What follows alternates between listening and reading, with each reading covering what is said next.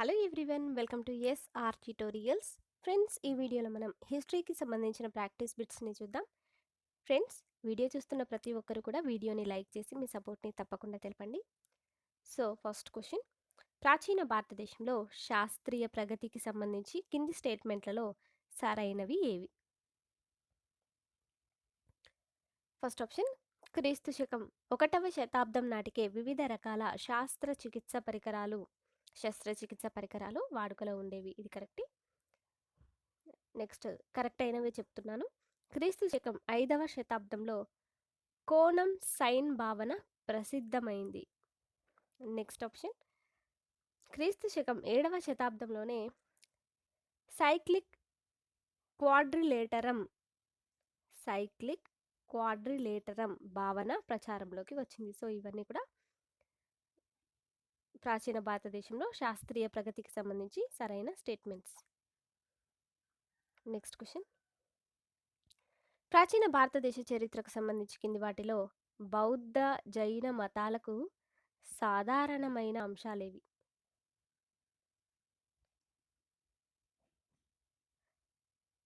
So దీనిలో first చూస్తే వేదాల సాధికారత పట్ల ఉదాసీనత అనేది కరెక్ట్ అనమాట, సరైన అంశం అనమాట. నెక్స్ట్,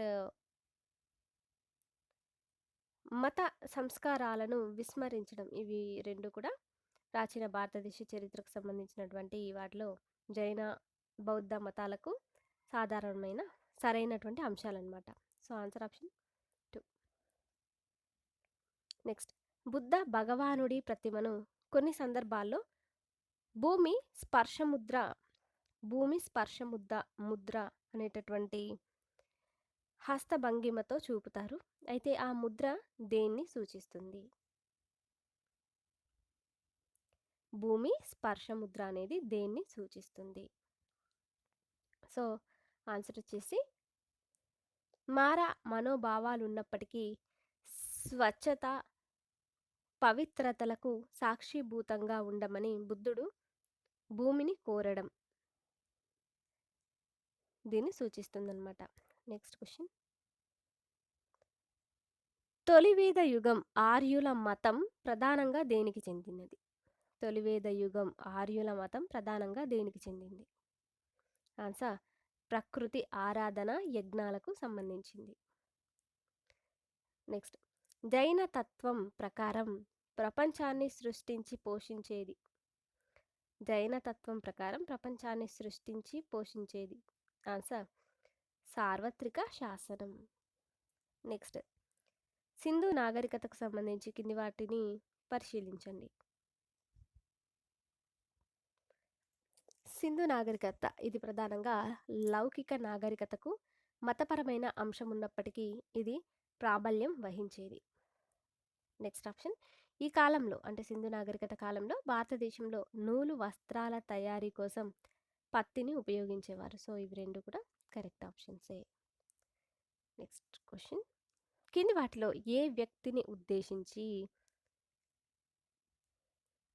మహామస్తకాభిషేకం అనే గొప్ప మతపరమైన ఉత్సవాన్ని నిర్వహించారు? అది ఏ వ్యక్తిని ఉద్దేశించి? ఆన్సర్, బాహుబలిని ఉద్దేశించి. నెక్స్ట్ క్వశ్చన్, ప్రాచీన తక్షశిల పట్టణం ఏ రెండు నదుల మధ్య ఉంది? ఆన్సర్, సింధు జీలం ఈ రెండు నదుల మధ్య ఉంది. నెక్స్ట్, ప్రాచీన భారతదేశంపై దాడి చేసిన వారికి సంబంధించి సరైన చారిత్రక క్రమం ఏది?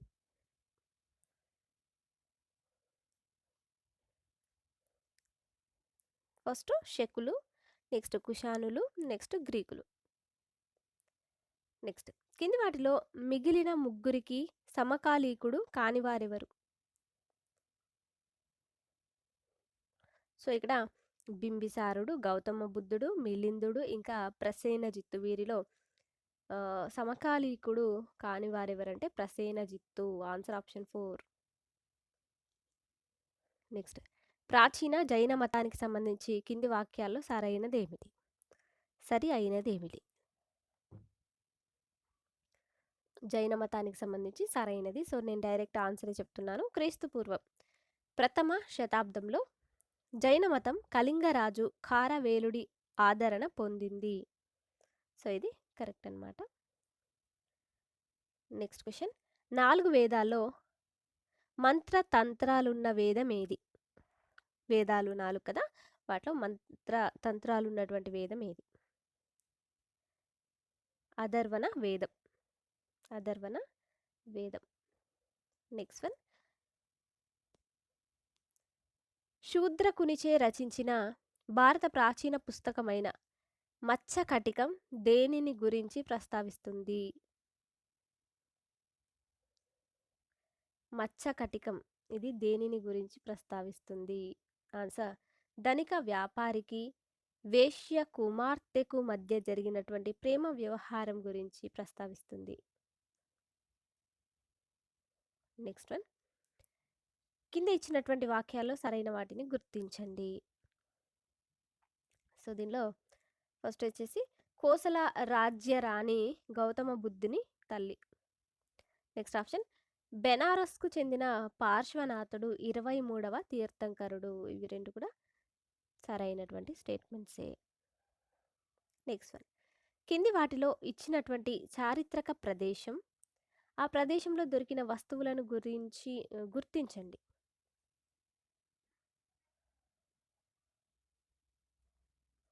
సో ఇక్కడ మనకైతే నగరం ఇంకా అక్కడ బయటపడినటువంటి అంశాలను గురించి అయితే మనకు ఇవ్వడం అయితే జరిగిందనమాట.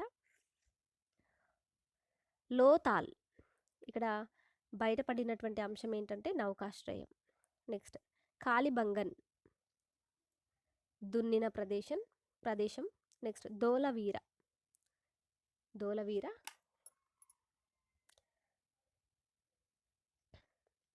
10 పెద్ద గుర్తులతో ఉన్న హరప్ప రాత.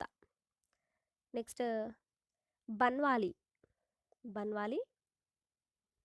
అంటే ఇది మట్టితో చేసిన నాగలిని పోలిన వస్తువు అనేది బయటపడినటువంటి అంశం అన్నమాట. సో ఆన్సర్ వచ్చేసి ఆప్షన్ 2. Next question.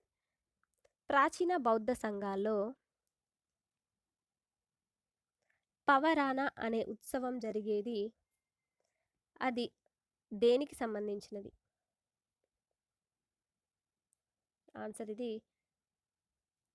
సంఘపరి నాయకుడిని ఎన్నుకోవటానికి ధర్మ వినయపై మాట్లాడే 2 వ్యక్తులను ఎన్నుకోవడానికి సంబంధించినది. Next one. కింది వాటిలో సరికాని వాక్యం ఏమిటి? సరికానిది ఆప్షన్ 1 అన్నమాట. సరి అయినవే చూద్దాము. ఇండియాలోని అతిపెద్దదైనటువంటి బౌద్ధ ఆరామం అరుణాచల్ ప్రదేశ్లో ఉంది. అదేవిధంగా నెక్స్ట్ ఆప్షన్ చందేల రాజుల కాలంలో ఖజురాహో దేవాలయాలు నిర్మించారు. నెక్స్ట్ ఆప్షన్ హోయసలేశ్వర దేవాలయం శివుడికి అంకితం ఇవ్వబడింది. సో ఇవి కరెక్ట్. Next one. విశాఖదత్తుని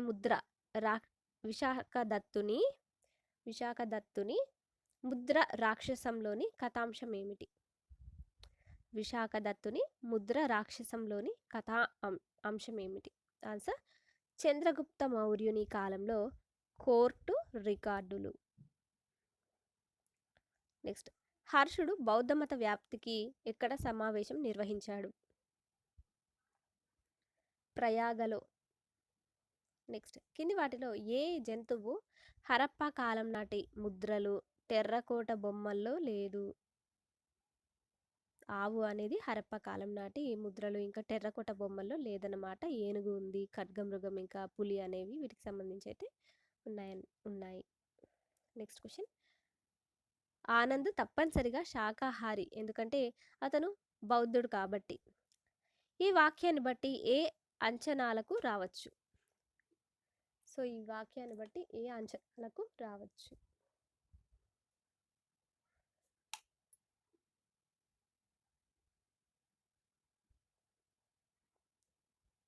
ఆన్సర్ బౌద్ధులందరూ శాకాహారులే అనేటటువంటి అంశానికైతే రావచ్చు.